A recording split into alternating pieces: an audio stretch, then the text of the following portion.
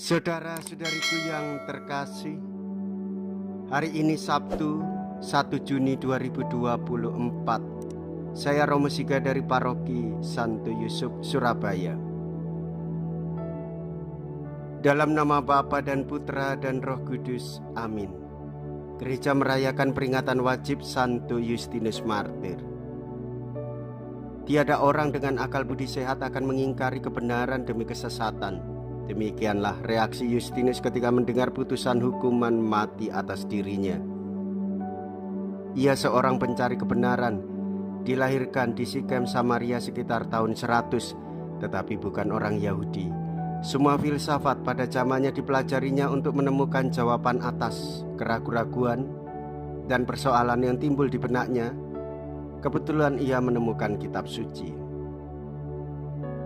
Disitulah ia menemukan jawaban yang dicari-carinya. Ia bertobat dan menjadi pengikut Kristus yang bersemangat.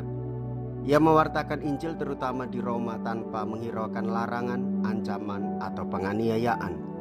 Keberaniannya minta korban nyawanya sekitar tahun 165 pada zaman Kaisar Marcus Aurelius. Dengan kuasa manakah engkau melakukan hal-hal itu? Mea culpa, mea culpa, mea maxima culpa. Marilah kita berdoa. Allah Bapa, sumber hikmat kebijaksanaan, dengan kebodohan salib engkau telah mengajarkan kebijaksanaan Yesus Kristus Putramu kepada Santo Justinus Martir. Pada hari peringatannya ini kami mohon, berilah kami kekuatan agar sanggup menolak segala yang menjauhkan kami daripadamu.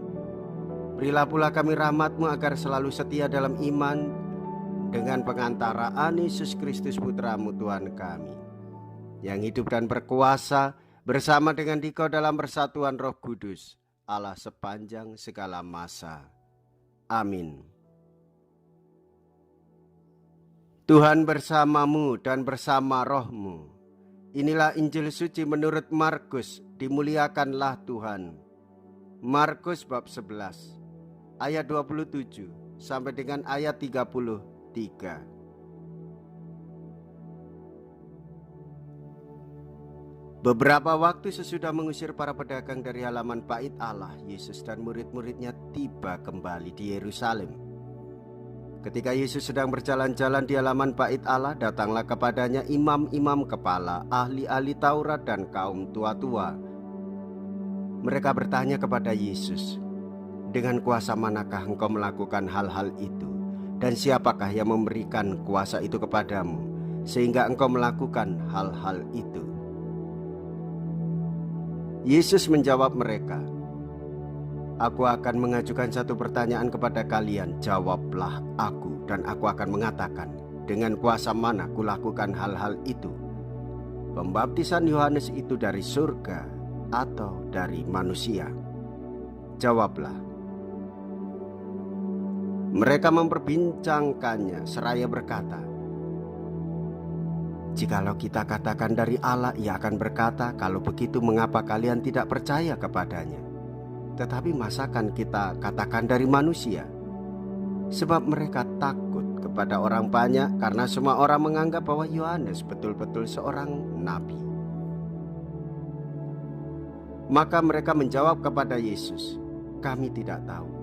Maka kata Yesus kepada mereka, "Jikalau demikian, aku pun takkan mengatakan kepada kalian, dengan kuasa manakah aku melakukan hal-hal itu." Demikianlah sabda Tuhan. Terpujilah Kristus. Saudara-saudariku yang terkasih, kita sebagai orang Katolik beriman kepada Yesus Tuhan dan pengantara kita di dalam keselamatan. Dialah sumber keselamatan kita. Kita hendaklah hidup jangan sampai pada titik abu-abu, yaitu tidak jelas dalam menyikapi pengaruh-pengaruh kejahatan. Orang Katolik mewartakan karya keselamatan yang bersumber dari Tuhan Yesus. Maka yakinlah pada imanmu, yakinlah pada Yesus Sang Juru Selamatmu.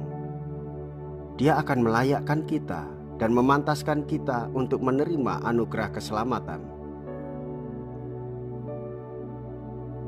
Pertanyaan para imam kepala, ahli-ahli Taurat dan tua-tua itu bisa jadi adalah pertanyaan kita juga. Mungkin kita pernah atau sedang bergulat dengan pertanyaan yang sama. Mengapa aku harus percaya kepada Yesus? Mengapa aku harus percaya pada gereja Katolik yang satu, kudus, Katolik dan apostolik? Saudara, tidak apa-apa kalau kita bergulat dengan pertanyaan-pertanyaan itu. Namun kita harus menentukan pilihan kita. Saya mengikuti Yesus atau saya berbalik daripadanya. Bukalah hatimu kepada Roh Kudus supaya Ia menerangi budi dan pikiranmu untuk mengerti misteri ini. Roh Kudus menuntun kita supaya kita semakin hari semakin dapat mengakui dengan bulat bahwa Yesus adalah Sang Juru Selamat kita. Dia berkuasa untuk menyelamatkan hidup kita. Dia berjalan bersama dengan kita. Ia mendampingi kita, meneguhkan iman kita, sehingga kita mampu untuk bersaksi akan kebenaran iman, yaitu Yesus menyelamatkan semua orang. Jika kita berani hidup menderita dalam Yesus, maka kita akan dipermuliakan di dalam Kristus.